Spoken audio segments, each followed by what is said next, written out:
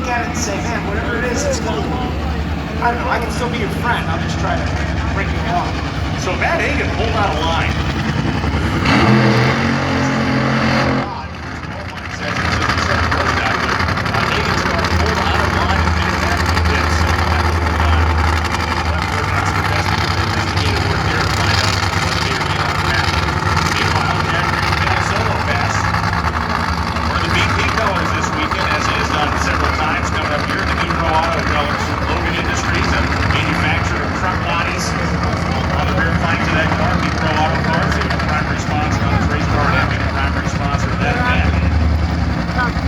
I'm excited to see what they bring for this part of the season.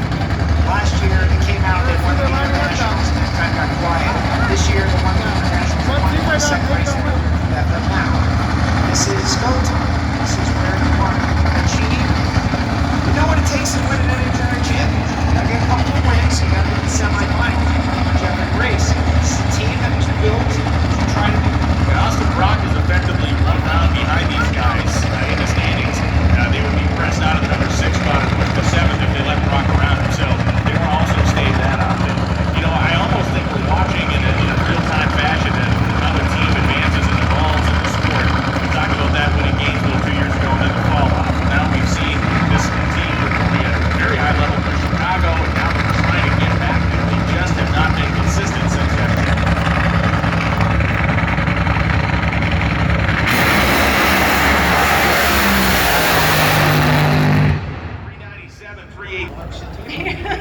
But I looked at the 60 foot. I think I had it in a little bit, so I'm sorry, Nap and Johnny. But hey, we're still number 2. Had a good leg and a good run. We made it down the track, so that's all you can hope for on the first run here in qualifying session number 1. Raynard, Minnesota. Man, am I happy to be back here. We won here in 2017. We set track record in 2014, so we're gunning for that trophy this weekend. That's where it starts. VP Racing is simply when let's watch. Jack Green. Car sets himself back on its haunches, starts moving around. He's really, last year, he's had to drive the wheels on this thing. And you're going to see the cylinder drop to the left-hand side of your screen, right-hand side of the screen.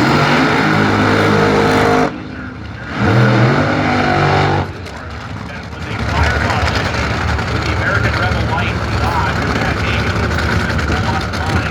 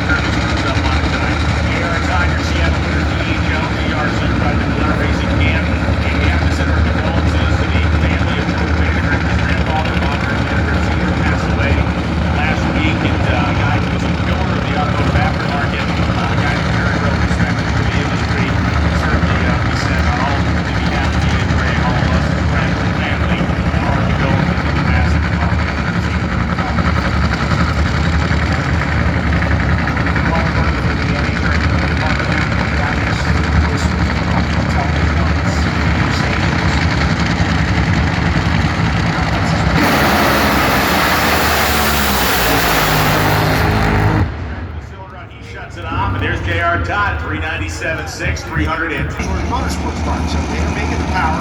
Nicky Mapples is second here at Todd Smith at DHL Cars. Final pair of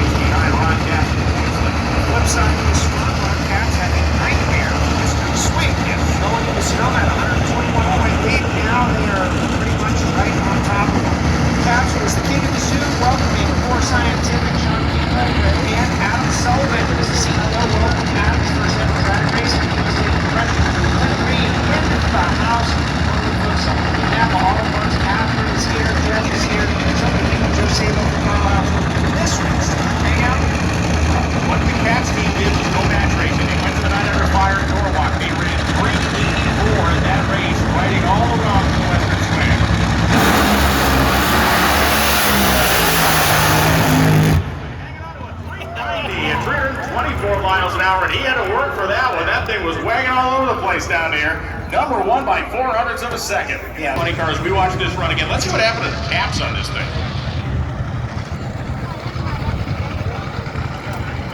It's almost like it broke a floor. I mean, it just shut off. Didn't give a lot of indication of cylinders dropping. We didn't see a head gasket getting pushed out, but for Jack Beckman, they hit the long ball. They just did out here with that 390. You mentioned the match race where Ron Capps was able to come King of Nitro. defeating his driver Magic Yes. Work in the final round. Pretty cool deal. Here comes the PBR Top Fuel Dragster of CA service on the side of the race car. ARP, shroud safety. We go Scott Palmer. We love Scott Palmer, as well as the Duke of Kentucky, our coach. Keep him there on the SCAG side of the racetrack. But Palmer spent so much time with one of his legends, his personality, Yes. drag race. Great to have him back. Word up the street is he'll be in Indy as well. Yeah, look, this is a guy who races with a heart and soul and passion that can be matched by few. He has friends from coast to coast, and he certainly does this on a modest budget with a crew of people that he likes being around, and he does it his own way and always has. For Todd Payton, the Payton Racing Team, Fast Eddie Speedwear, Quality Plus Compressors, Engineer Racing Services, Old Louise Auto and Fleet, of course, Merco, Keith Burton.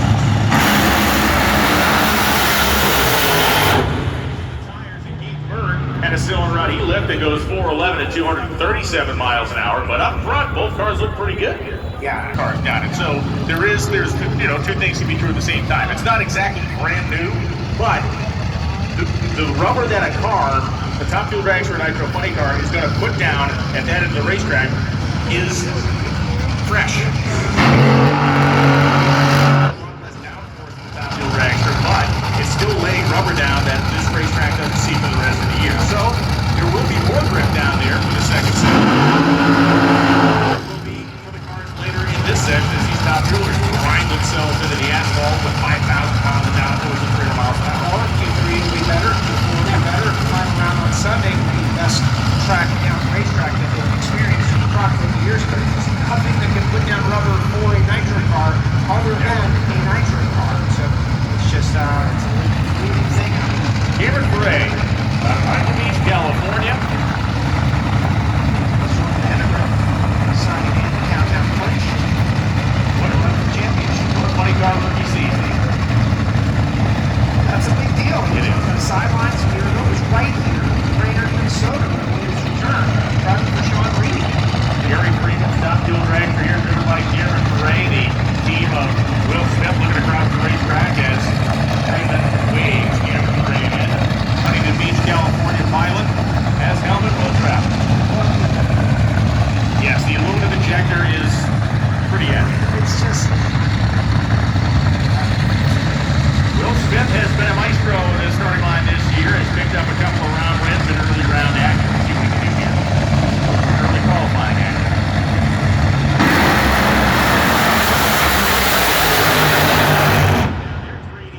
324 miles an hour and singing for his supper, a 411.8 and 289 for Freeman and crew. 49 over the number one spot, Cam Frey, 411. I think they'll take that. You can see J.R. Todd signing in the countdown clinch. J.R. Todd and the Yellow Fella. And different owners, actually, throughout the years. And, Maddie and I had this conversation. It's just, I told her, you're going to have places. She asked, why do you win so much in Bristol? Why do you win so much, especially in Brainerd? And I said, you're going to feed off that area, those fans. You're going to feed off that. So before Norwalk, guess what? We spent the week at two different middle of nowhere Napa auto parts stores doing appearances. Hold on, break for burnout.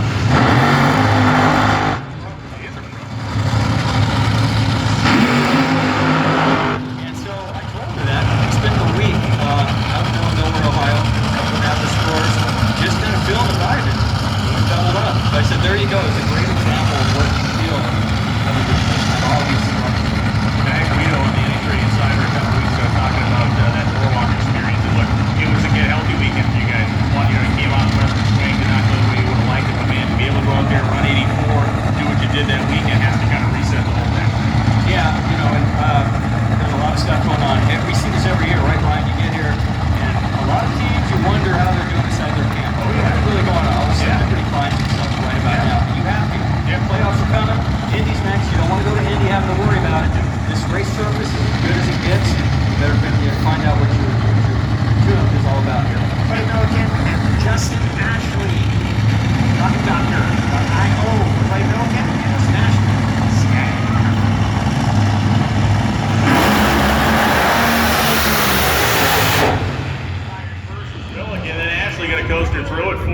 252. Milliken goes a 433.6 at 190, and there was just a faint amount of smoke rolling off the tires at about the 8th mile. Ron, what happened to your car? Cylinder out with the hit. Protein? Absolutely. Never know. Josh Hart and Billy Torrance coming up right now. The Capco Contractors car fired up. Richard.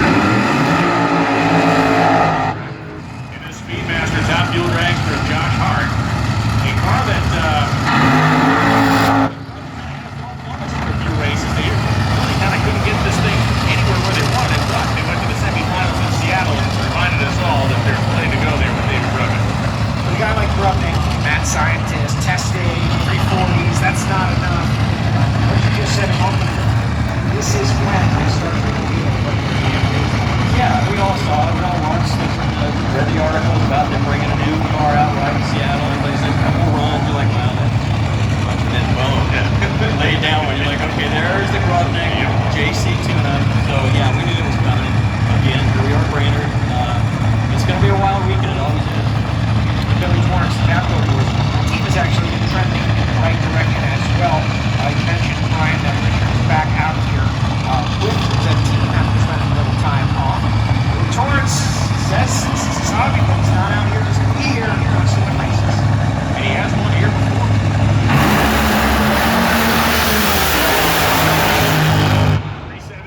327, best run of the session by a country mile here. Torrance's car too. Most impressive to me, that thing was locked down the whole way through. We've seen a lot of late run tires. Yeah, you could tell it's cooking early. And then kind of go to the center line, she brought it back. Yeah, pretty planted. And you know, we heard it from the funny car racers. We're seeing it this round. It's the first time we've sent fuel cars down on that asphalt. It's been around a while, but like Joe brought up before he came in, how Jimmy Crock once told him the only way you get good nitro rubber down for a nitro car is with nitro cars. Yeah, very few cars out here will still put rubber down from that far down, right? I mean, yes. An alcohol car maybe, but once they're in high gear, they're not really spinning like these cars. But you're in a constant slow spin with these tires, these Goodyears on nitro, both nitro categories, and it's still putting rubber down. And here they come. It has been the most impressive 1-2 punch to a degree in a regular season of any Terry Top Fuel drag racing we might have ever seen. Doug Coletta, Sean Langdon.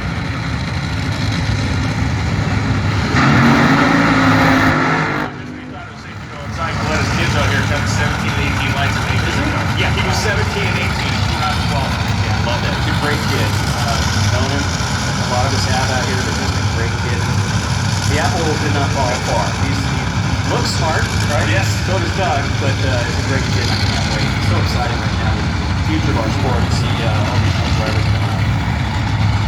Doug Coletta, reigning world champion. It wasn't that long ago, if you think about it. He was the guy carrying the greatest driver to have not won a championship. That's something that he carried for a little while. Now it's a distant memory.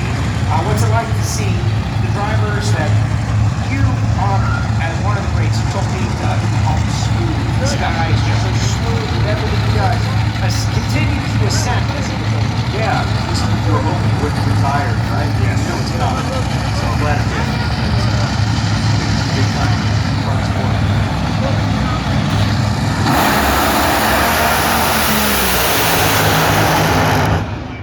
376.4 for Doug Coletta at 326 miles an hour, and by 5.